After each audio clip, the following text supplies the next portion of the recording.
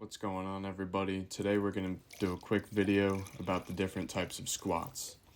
So to start off, we have the high bar back squat, and this one is used by a lot of people for bodybuilding purposes, powerlifting purposes, and also Olympic weightlifting purposes. It's used most in powerlifting to gain strength with a more upright torso, but not as extreme as a front squat, which we'll talk about later. But this hits the quads more than, say, a low bar squat. And as you can see in the video, my torso is more upright than, as you'll see with the low bar squat in a few seconds. And this just targets the quads and a bit more of the core to keep your body upright. Now here's the low bar squat, and this one targets your glutes and hamstrings more and not as much quads. As you can see, my knees don't go as far over my toes because I'm more bent over than I would be with a high bar squat or a front squat. And the bar is basically just lower on my back as opposed to being on my traps. I have the bar resting on my rear delts, so it's lower down on my back. And that just lets my balance point over the middle of the foot have my body more horizontal, and my hips don't go as low.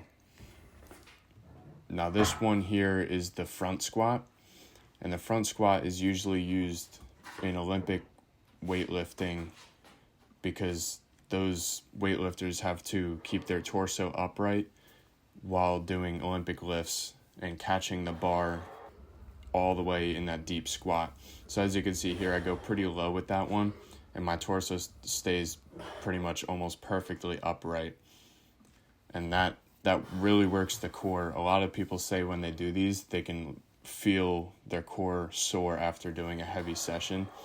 And these you typically won't be able to load as heavy as a back squat, but if you watch like Olympic weightlifters, they can do more on that than on the back squat.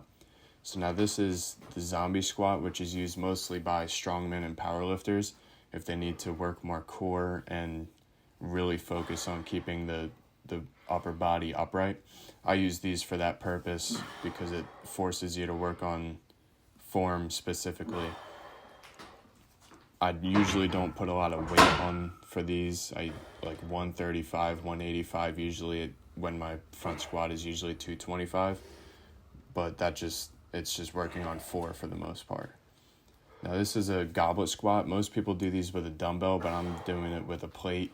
And these squats are similar to a front squat, but it's harder to hold the weight in your hands like that, and it works more core, more lower back, more upper back, basically everything, because you have to hold it in your arms, so you can't load as heavy with these, but it feels harder. Now the overhead squat is also used by Olympic weightlifters, and it really challenges the core, shoulder mobility, hip mobility, back mobility, everything. These things are incredibly difficult. I use them for mobility purposes, and I don't put any weight. I just use the bar. I usually warm up with a wooden dowel before just to get the mobility down. Now this was my squats from today's session. My top set was 275 for a set of 6. But I think I only hit 5. I was wanting to hit 6, but I haven't done that yet, so I hit 5, and the first couple reps were slow, but still strong. I wasn't having any doubt I would hit at least 4 or 5, and then the fourth rep looked terrible right up here. It's absolutely terrible. It goes up, comes down, and then I just pushed extra hard, and it went back up. But that's sometimes all you need is to prime your nervous system a bit more to get that extra rep in, and I did at the end here. So, and the loud music helps, of course. Hopefully this video is helpful for everybody. Enjoy the rest of your day and get lifting.